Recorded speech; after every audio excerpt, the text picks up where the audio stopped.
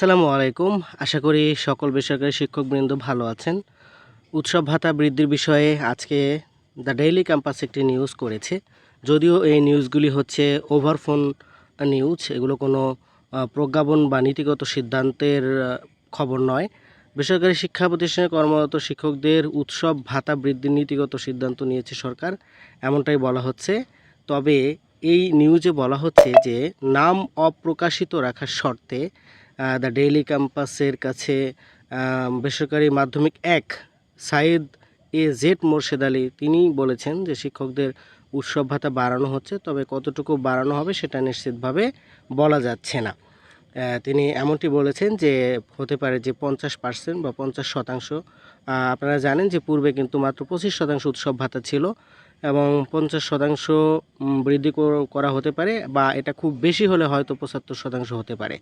এর মানে হচ্ছে বোঝা যাচ্ছে যে 70 বা 75%-এর নিচেই হয়তো একটা সম্ভাবনা রয়েছে উৎসব ভাতা বৃদ্ধির। কিন্তু আমরা যেটা বলতে চাই যে শিক্ষকদের আসলে উৎসব ভাতা, উৎসব সবার জন্যই সমান, এটা বৈষম্য দূরীকরণের জন্যই কিন্তু উৎসব ভাতা বৃদ্ধির কথা ভাবা হচ্ছে। সেক্ষেত্রে যদি এরকম একটা বৈষম্য থেকেই যায়, অর্থাৎ খণ্ডিত উৎসব ভাতা প্রদান করা হয়, তাহলে কিন্তু দীর্ঘমেয়াদী আবার বা দীর্ঘদিনের জন্য এই উৎসব ভাতা আবার এই খণ্ডিত অংশই থাকতে পারে। সেক্ষেত্রে আমরা দাবি জানাই যে পরিপূর্ণ উৎসব ভাতা, অর্থাৎ মাত্র 2টি উৎসব বছরে, এই মাত্র 2টি উৎসবে পরিপূর্ণ উৎসব ভাতা বৃদ্ধির জন্য যেন চেষ্টা করা হয়, এবং এই পরিপূর্ণ উৎসব ভাতা ছাড়া খণ্ডিত উৎসব ভাতা মেনে নেওয়া কিন্তু একেবারেই উচিত হবে না। আপনারা জানেন যে সরকারি চাকরিজীবীরা 2টি ঈদ উৎসব ভাতা পেয়ে থাকেন শতভাগ, আর বৈশাখী ভাতা পেয়ে থাকেন সকলেই 20%। বৈশাখী ভাতাটা বেসরকারি শিক্ষকদেরও 20%, এটা ঠিক আছে।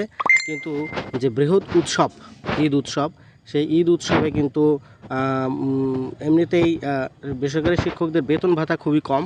সেই ক্ষেত্রে যদি আবার উৎসব ভাতাও সেই বৈষম্য রেখেই আবার সিদ্ধান্ত গ্রহণ করা হয়, তাহলে কিন্তু সেই বৈষম্য দীর্ঘদিনের জন্য থেকে যাবে।